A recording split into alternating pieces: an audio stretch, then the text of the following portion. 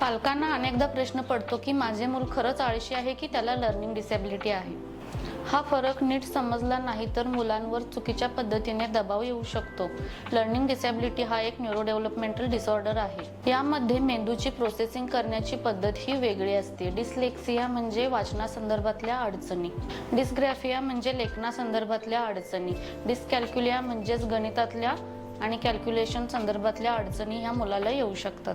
या संदर्भातील महत्त्वाचं निरीक्षण म्हणजे या मुलांचा IQ नॉर्मल किंवा चांगला असू शकतो.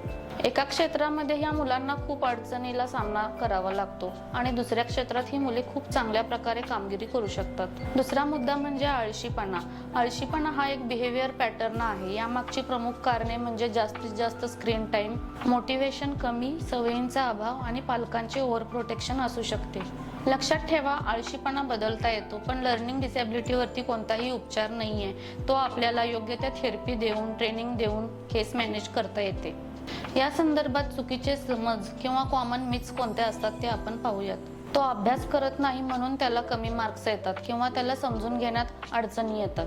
खूप मारलं ओरडलं तर सुधारेल, मोठा झाले की आपोआप सगळ्या गोष्टी ठीक होतील. यामुळे मुलांमधील एन्झायटी वाढू शकते. लर्निंग डिसॅबिलिटीमध्ये अर्ली आयडेंटिफिकेशन आणि अर्ली इंटरव्हेन्शन हे खूप महत्त्वाचे असते.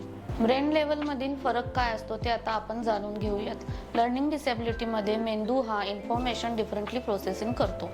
आळशीपणामध्ये मेंदू हा सक्षम असतो पण त्याचा वापर होत नाही. उदाहरणार्थ, लर्निंग डिसॅबिलिटीचे चाइल्ड असे म्हणते की मी खूप प्रयत्न करतो पण मला अभ्यास करायला जमत नाही. तर तुमचे मूल आळशी असेल तर असे म्हणू शकते की आत्ता करतो, मग करतो, करणारच नाही.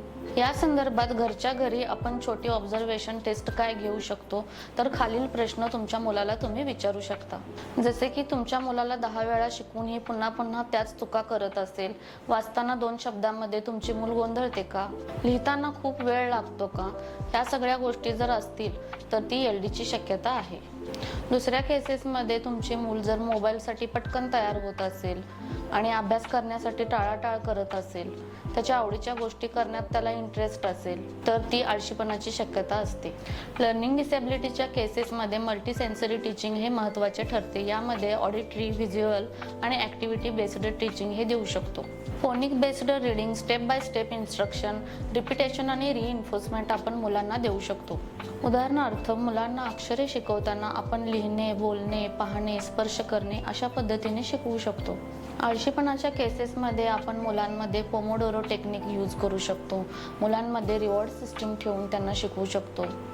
तुमच्या मुलाचे प्रॉपर व्हिज्युअल शेड्यूल बनवून ते स्ट्रिक्टली फॉलो करू शकतो. उदाहरणार्थ, आधी अभ्यास पूर्ण कर मगच मोबाईल मिळेल, अशा प्रकारच्या इन्स्ट्रक्शन आपण मुलांना देऊ शकतो. लर्निंग डिसॅबिलिटीच्या केसेसमध्ये मुलांमध्ये कोणता इमोशनल इम्पॅक्ट पडू शकतो तर ते फ्रस्ट्रेशनमध्ये जाऊ शकतात किंवा लो सेल्फ इस्टीम त्यांच्यामध्ये डेव्हलप होऊ शकतो. मी काहीच करू शकत नाही अशी भावना मुलांमध्ये येऊ शकते. तर आळशी मुलांमध्ये गिल्ट आणि कधीकधी केअरलेस ॲटिट्यूड आपल्याला पाहायला मिळतो.